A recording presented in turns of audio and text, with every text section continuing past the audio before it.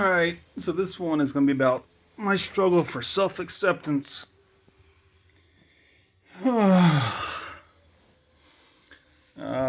actually had a wig on before I hit the record button. Not right before, but I took it off. Partly because of this idea of self-acceptance, but also because I'm starting to like myself better without it. And that's not from the effort to accept myself. That's just because I'm actually liking the idea of having a shaved head, no hair, or something. I don't know. I don't know what it is, but when I put the wig on, I just feel ridiculous looking.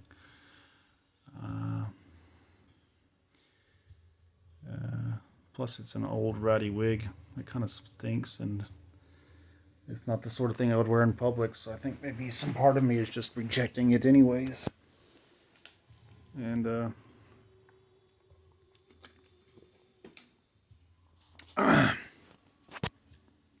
so I just finished my 5-month update video and mentioned my boobs, but the shirt I was wearing was not a very good.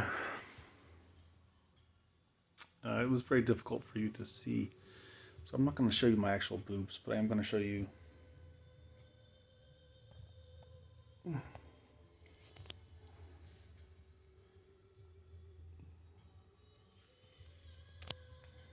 How's that? Not bad, right?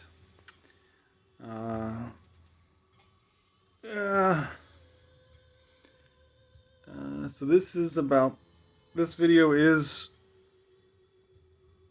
about the struggle for self-acceptance, and the main reason that I'm making this, because in the last video that I just made, the 5-month update video, I was super nervous. And it's not entirely clear to me why I was so nervous. I mean, I've always been kind of nervous about making videos or public speaking and that kind of thing. But I think part of it was because I've watched videos that I made before, and in a lot of those I'm not nearly as nervous as I was in the last one. And I went through this before on the 4-month update video, where I was super nervous. But what was making me nervous was the fact that I was, when I looked in the camera, I was like, oh my god, I look like a woman. And so that's one of the reasons that I'm making the video. The other part is just the fact that I think about when I was thinking about quitting hormones. I've mentioned before that I've committed to doing this for 6 months. The hormones, I mean, and because I didn't want to commit to doing this for the rest of my life, because I thought I may realize that I don't need it. But I also didn't want to just say, well, I'm not going to commit then. I'm just going to go until I feel like stopping. Because I knew that I would get scared and try to talk myself out. So 6 months was, I thought, a good date. Of course, I just mentioned this in the last video, but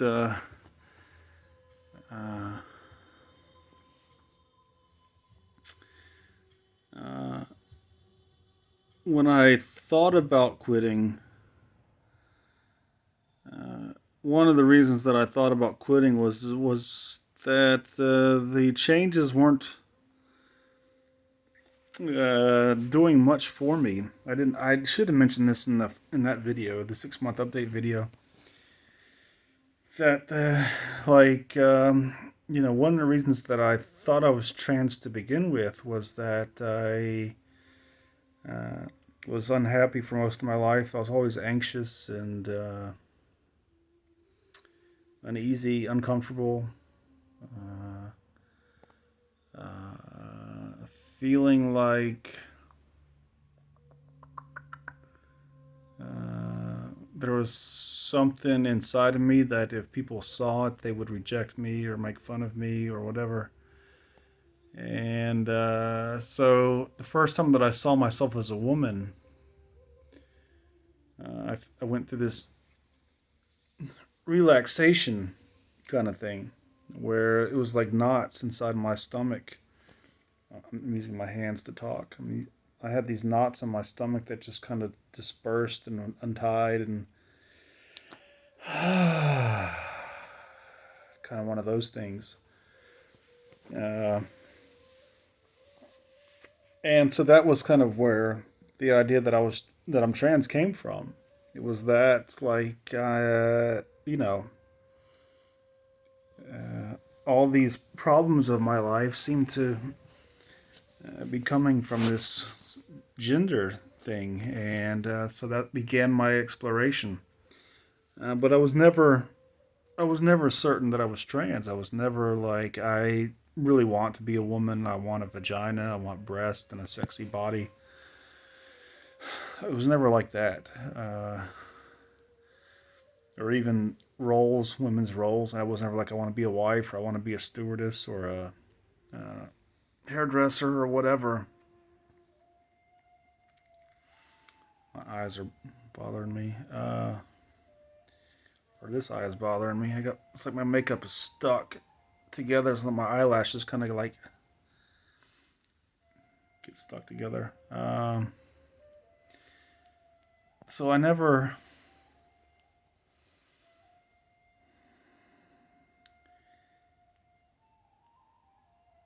just wasn't certain.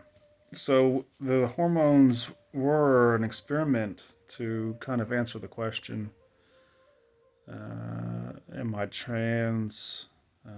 Not only that, but just to answer the question of whether hormones were the right thing for me. And because if I am trans, then hormones seems to be the solution. But 5 months into taking hormones, I started to think that hormones are not the solution. That they may help, but the real solution, the solution that I need, whether I take hormones or not, is to accept myself. And because I know trans who have taken hormones and still have not accepted themselves, and uh, you know, I really don't know many trans who I would say have accepted themselves, except for one, and that happens to be my friend. Uh, and uh,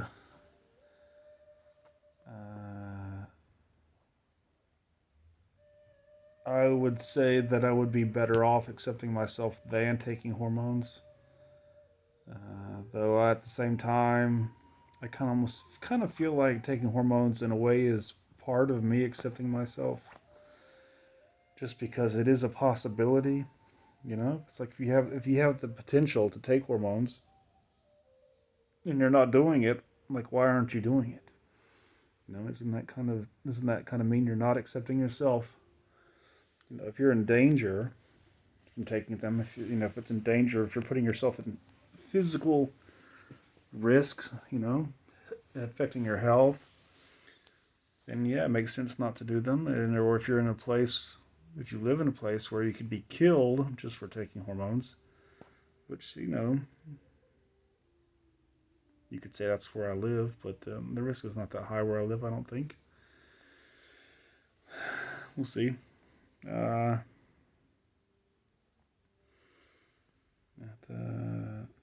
yeah, I kind of almost kind of feel like if you do accept yourself and you can't take hormones, then why wouldn't you? But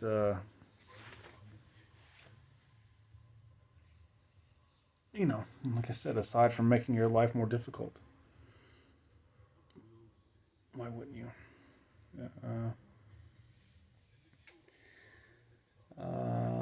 Let's see.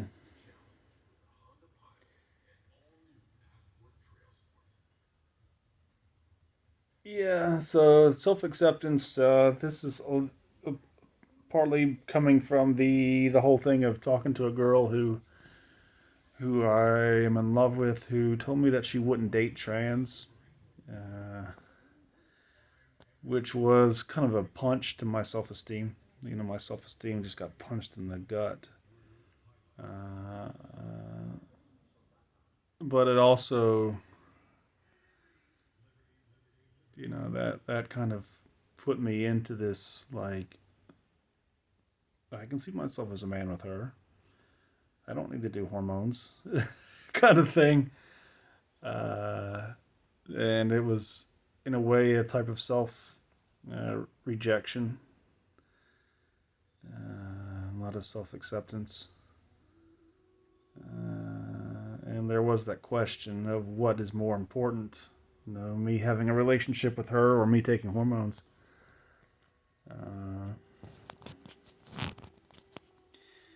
That's still a tough choice. I still don't have a good answer to that. If she messaged me now and said, I want to be with you, for the rest of my life, or just be friends at least. If she said friends, I would, and she said she wanted me to stop hormones, I would say, what's the point of why, but if she said that, yeah, I want to be with you, I want to date you, on the condition that you stop wearing makeup, stop taking hormones, don't go out in public in girls' clothes, that would be a tough choice. That would be a very difficult choice to make. I mean, it's like she is important to me.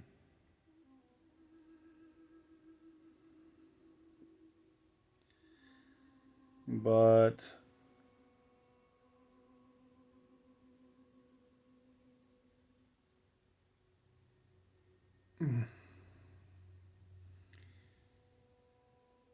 is she more important to me than I am? Does that make sense? But am I my makeup? Am I hormones?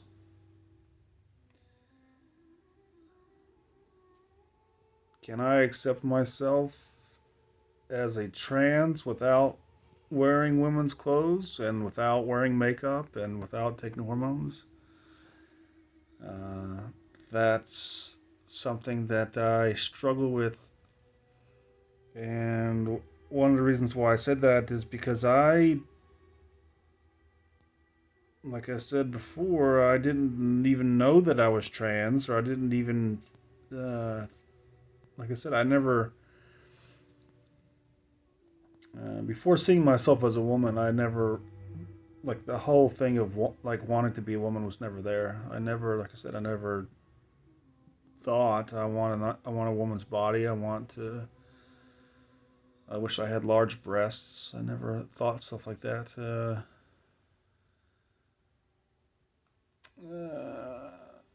I mean, there were times in my life when I suspected that I was trans and that kind of thing. I go over all that in my how I came to the idea that I'm trans video. If you're curious about kind of what led me to think that I was trans, what led me to try dressing it as a woman in the first place, that kind of thing. But I just never, in general, I wasn't like waiting for the opportunity to live as a woman. And so that relationship in particular, if you want to call it that, she's not talking to me at the moment, but I've known her for 14 years. That relationship was actually one of the things that made me think that I was trans. And that was because.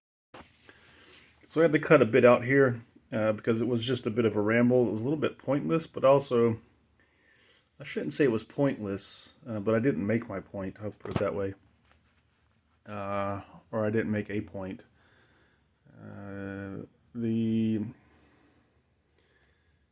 If there was a point, I think it would just be that the one was that that relationship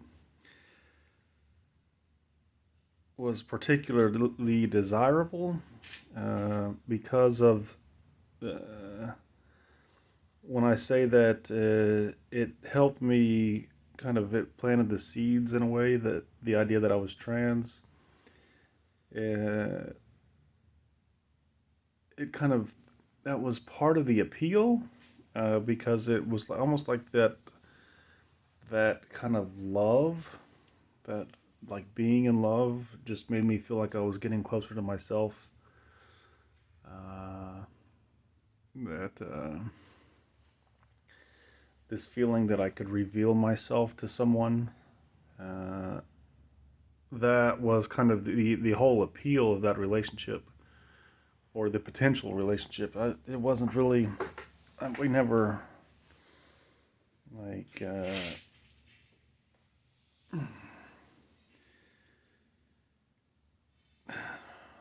had a real relationship. You know, she was always with somebody else. If that helps explain what I'm trying to say. Uh, so yeah, that helped. I mean, as far as me kind of realizing, coming to that idea that I was trans,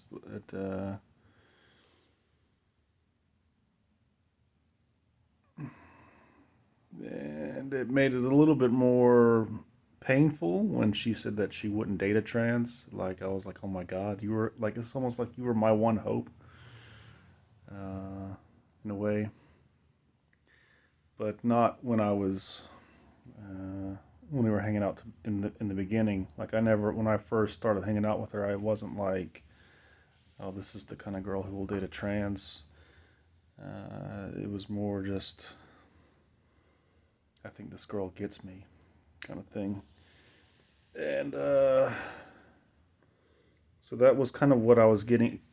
I think I was getting at, anyways, in that little bit of a rant that I went on here, and I just cut it out. And let's see, I'm trying to think about where I'm picking back up at. Make sure I'm not leaving anything out.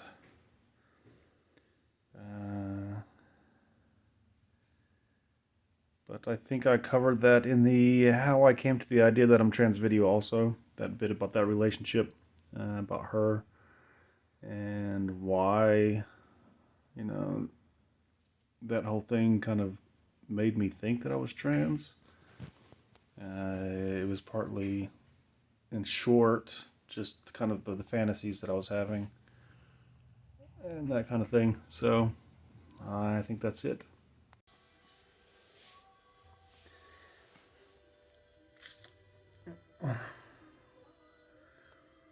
I don't like to edit these videos. I don't want to be going back later and cutting and splicing and mixing and matching and whatever.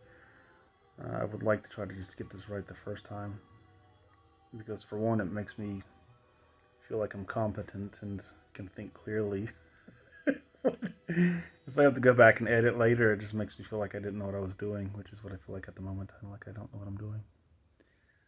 Uh, I never really did get to the point with that last line of thinking that, which was that where we're at now, that girl and I, uh,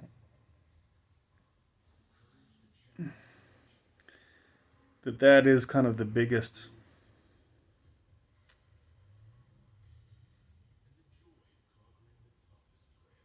pull, for me to not go through with this. Uh, in the kind of the specific sense, I guess, because the bigger pull is just trying to live in public, going out in public and having breasts that are visible. You know, I can do things to make them more or less visible, but I would say that in the general sense is probably the biggest part. But in the kind of the specific, you know, like if there's one specific person or one specific environment, it would be her, who kind of like makes me constantly want to see myself as a man. Because even when I go out in public, I don't really necessarily want to see myself as a man. I just don't want to see myself with boobs.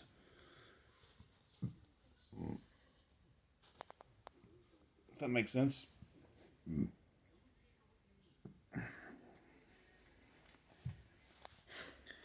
Uh, but see, let's see. It's been over 5 years. Let's see. So I've been back from Salisbury 2 years. I was 4 years in Atlanta, uh, and probably about 2 years before that, that I came to the idea that I was trans, or that I am trans. So it's been about 8 years now. I've been on hormones for 5 months. So it took, I don't want to say it took me 7 years just to start hormones, because that might make it sound like I was being hesitant. Uh, Part of the reasons why I waited so long was just the environments that I was in. Like when I was in Atlanta, a lot of times I was in homeless shelters, and I didn't want to be taking hormones in a homeless shelter, especially when I was in a homeless shelter for men. Uh, Things like that. Uh, Feeling like in Atlanta, not just being in the shelter, but being just not having a stable job, not really feeling like I was certain that I'd be in my apartment much longer, stuff like that. When I was in, before I left to go to Atlanta, I could have started then, but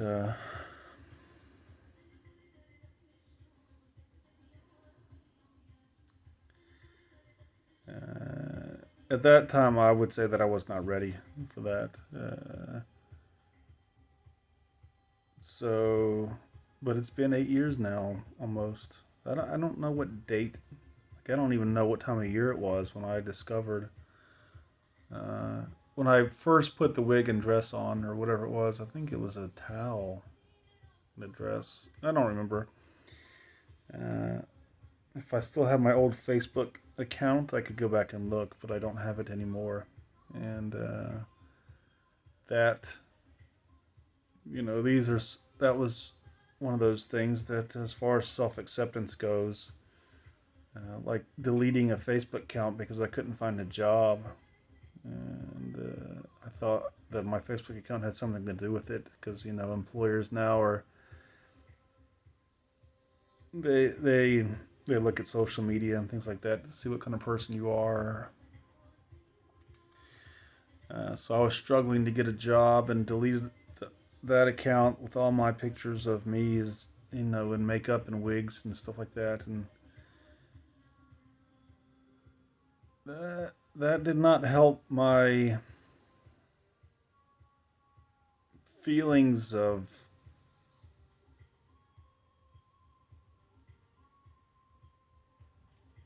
certainty that I was trans.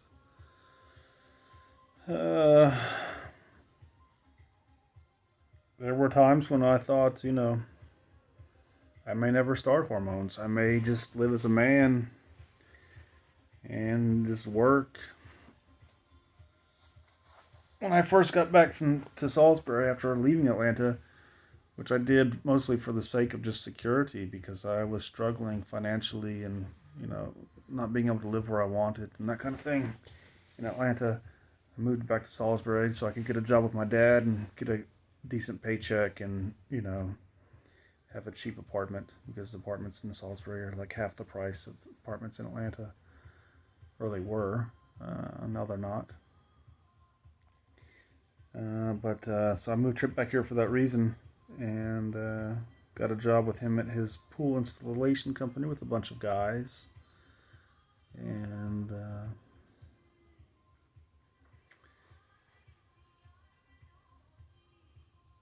that uh, that was one of those things where it made me not want to express myself in effeminate ways. That working with a bunch of guys who drive pickup trucks, who like to uh, these sorts of things. This just made me reluctant to accept this part of me, or who I am. And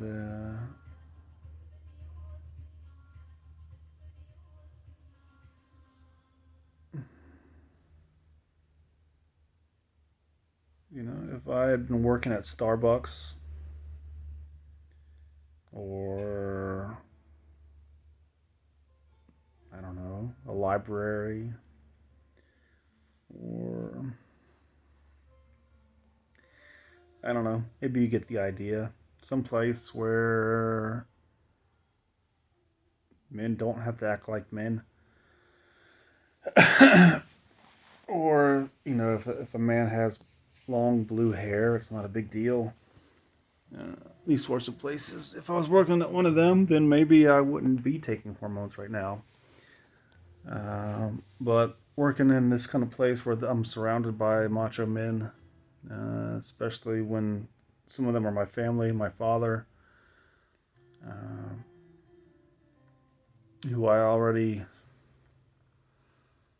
don't feel accepted by. Uh, I what I felt like it was I felt like it was counterproductive. I felt like this is pulling me in the wrong direction, and the the thing to do was to start taking hormones. Uh, that was kind of the motivation, was this feeling that there's nowhere else for me to go. Uh, if I could go get a job at like a warehouse, or I mean in Salisbury there's not the pickings are slim when it comes to jobs. I mean, I don't mean there's none available. I just mean that the places to work are just, you got drugstores, grocery stores, gas stations, uh, you know, department stores, things like that. And then you have these kind of small businesses like the ones that my dad has. There are not. There's no CNN in Salisbury. There's no uh, Google or stuff like that, where things that I might want to get into. Uh, uh, so yeah, but I was thinking that there's really nowhere else for me to work. There's nowhere I want to work. If I got a job somewhere else, I'd be working with total strangers. I might be worse off there than I am here. So the only thing to do is just to go ahead and start hormones, because if I don't, the pull of this masculine environment is going to just take me back in the wrong direction. And uh, but I didn't want to do hormones here either. Working for my dad, I didn't want to do them working for him. That's why I got the job at Home Depot, because Home Depot does not discriminate against trans or anything like that. They have a no harassment policy, all that kind of stuff. It's very much like Starbucks. Uh,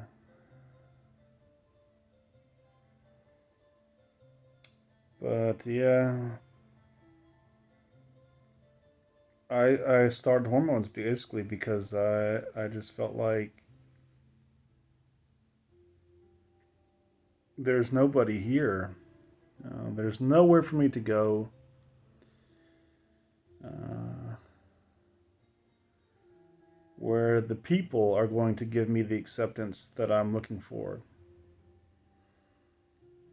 Uh, maybe if I'd gotten a job somewhere else, I would have gotten lucky, and there would have been girls who worked there, or maybe some guys who are just like, yeah, trans is cool.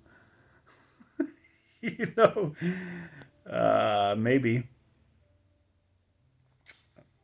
I have met a girl who was like that. She is very much. She's like, I'm proud of you for you being you, having the strength to be yourself, and all that kind of stuff. And that's nice. She's not somebody I work with. Uh, she's just a friend of the family, and but but that was kind of the thing, was there's this feeling that I'm not going to find anybody. I'm not going to find a job. I'm not going to find a group of people. There's no trans churches in Salisbury. There's no trans bars. Uh, so if I'm going to accept myself, I'm going to have to do it by myself. And, aside from like friends who I talk to online to, you know, this is basically me.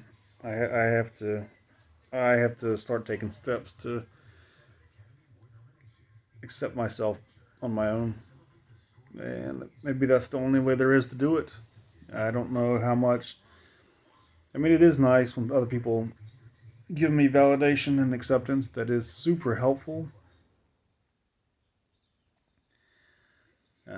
But I guess ultimately, in the end, it is my road to walk. Uh,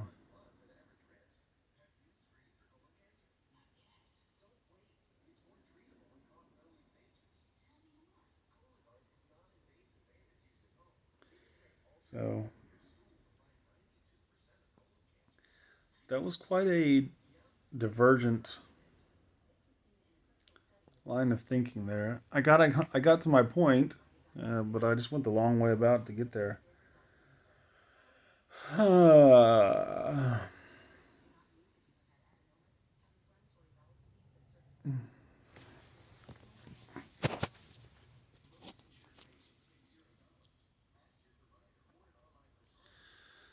But I think it's probably safe to say that I have spent my entire life not accepting myself, feeling like I don't like who I am,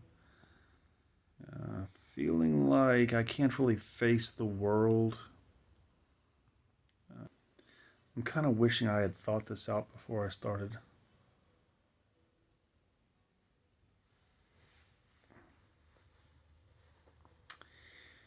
Uh, but yeah, so the.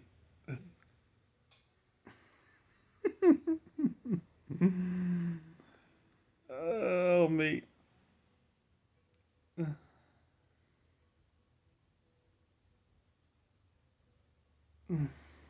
Accepting myself as a trans, in a way that does kind of mean accepting that I am trans, and that was, you know,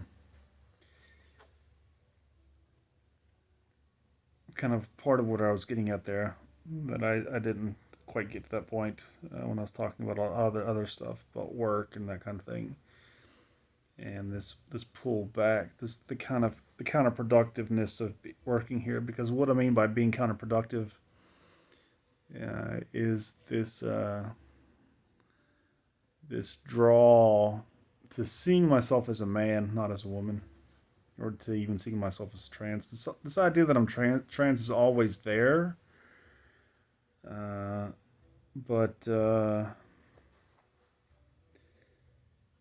it was always kind of, like maybe I can be both. Maybe I am part man, part woman, or maybe I can just be a man when I want to be, kind of thing.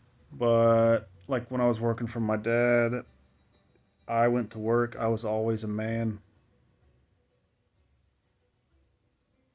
at work. Like I never went to work seeing myself in my head as a woman. Uh, and that's kind of what I meant by being counterproductive. Because that was, you know, maybe it just takes strength. Because I'll probably never pass. I may never actually look like a woman. And So it may ultimately depend, on me in my own head seeing a woman, but I'm using words to describe something that probably doesn't really fit. Just because of the whole, if I am a woman on the inside, like, what is a woman? What does that mean to be a woman on the inside? I mean, like, if I'm going to work wearing men's work pants and a man's dress work shirt, does that make sense? Is that a thing? Dress work shirt? Uh, uh, can I still be a woman? Does a man have to wear women's clothes to be a woman? Uh, can I still accept myself as a woman if I am wearing work boots and work pants and a baseball hat? Uh,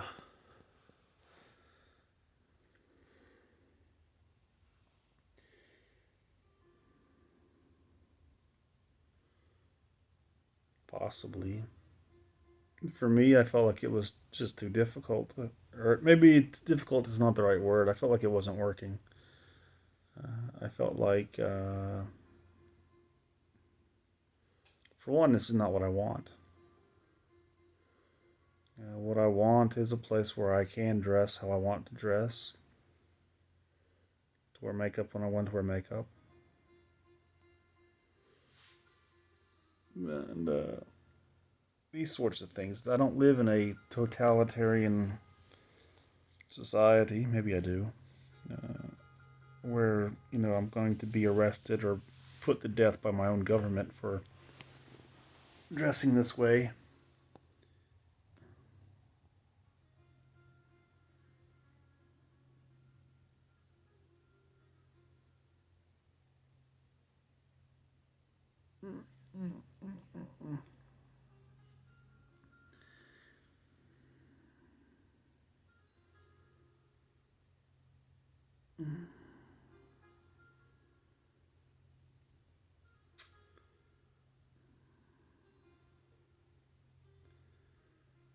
Yeah. Yep. My whole life, a whole lifetime of not accepting who I am,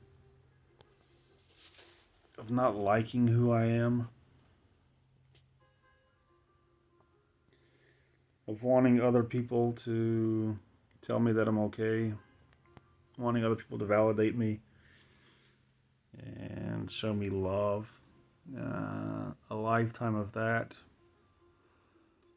And now I'm trying to be the one who gives me that. Because people are just unreliable, for one. If you ask them for validation, there's a high probability they're going to invalidate you on purpose. And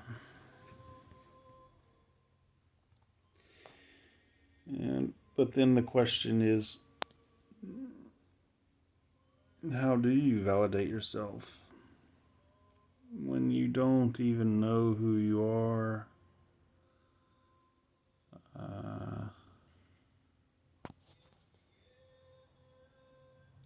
I'm thinking at the moment, partly because I just want to keep talking. I don't necessarily have anything to say.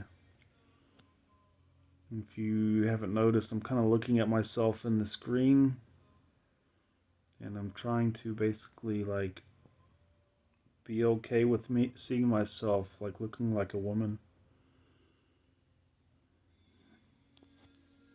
Oh, but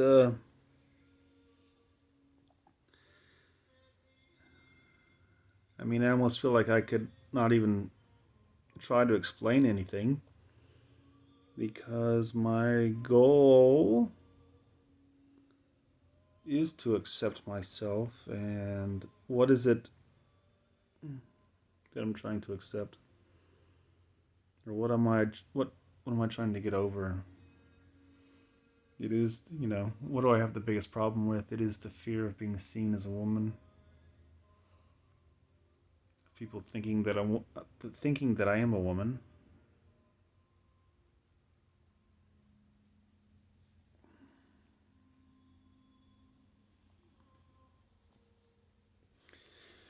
And so how do I do that? The goal of this video is actually for me to get over my fear of being seen as a woman, not to explain it.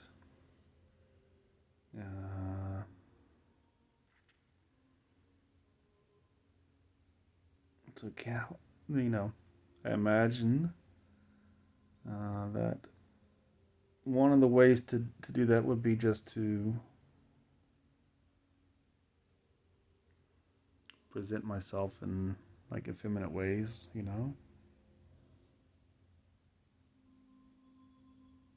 It lets you see it, even if you are a figment of my imagination. Because that is my fear, right? Fearing that people will see me as a woman.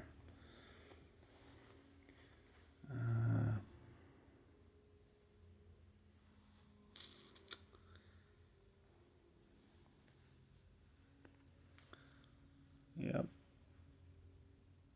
Oh, me. I don't know. Like, what things would a woman talk about? Or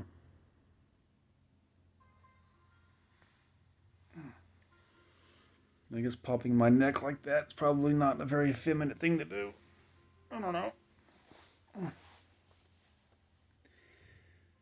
Yeah, so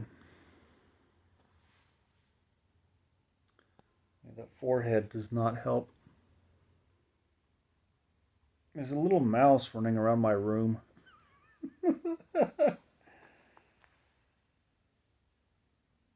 He's like a little ghost.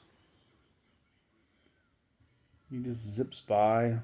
Yeah, he runs around the corners, like the baseboard. Kind of like behind the desk over there and behind the table. Let's see. I'm trying to think of something that I could do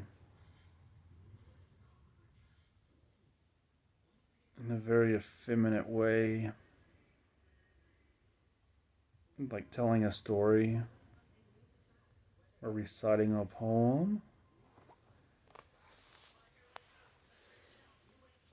Like, I tried doing this once before. Many years ago, I made a video where the whole point of the video was for me to talk like a girl. Which was how I did it in the video, that what I just did there, that I'm going to talk like a girl. That was what I did in that video. That was kind of a funny video because it took me, from the time I hit the record button, it took me like 5 minutes to get around to talking like a girl. Because I could. I kept laughing and stuff like that.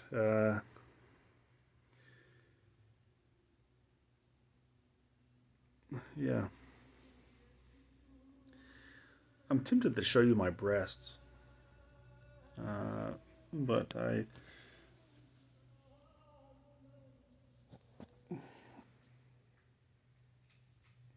don't want to get kicked off of YouTube, so I'm just going to show you that. Because that helps, right? That shows me as a woman.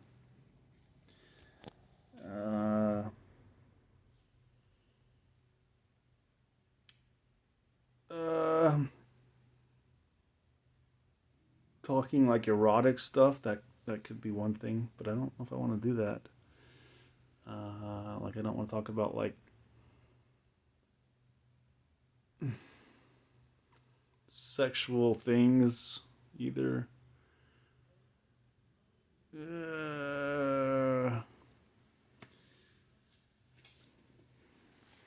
Because I want, I want like, I'm not going to say I want my family to watch this, but I would like them to be able to at least.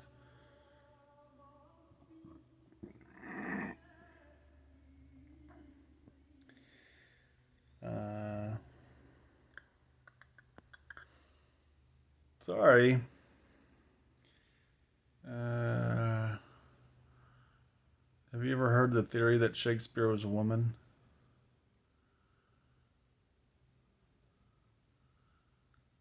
People have said they think Shakespeare is a woman because of the nature of the poems that he wrote and the fact that a large portion of them were written to a man. That Shakespeare spends a lot of time trying to convince this man to have a child, which, if you think about it, it's probably not something that another man would do. But I don't know. Maybe Shakespeare was trans. Maybe Shakespeare was a man. Maybe Shakespeare was God.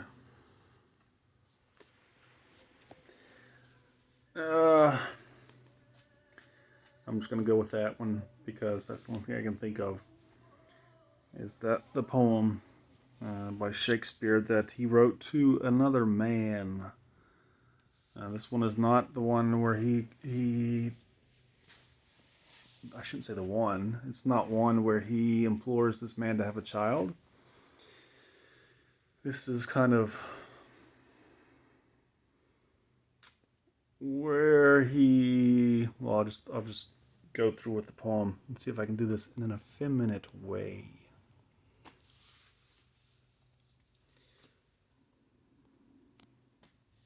Not with that face.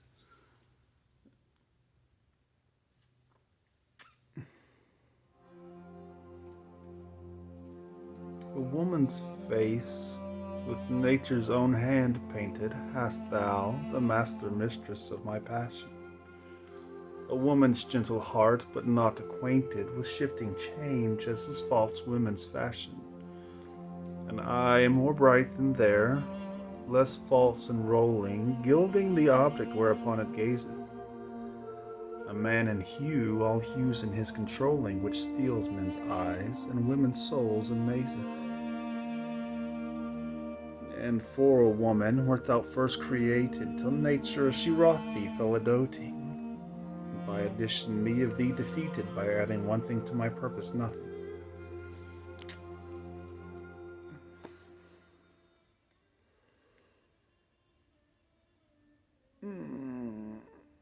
I forget the last two lines. Oh, me. That didn't come out quite as effeminate as I'd hoped.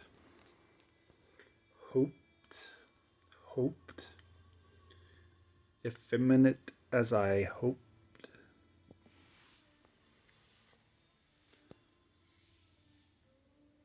Maybe I should just say a bunch of effeminate words like love.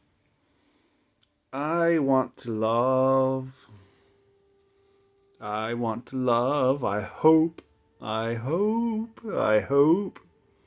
I hope I love. Okay. All right. I don't know. I don't tell you. That's 52 minutes of me basically floundering.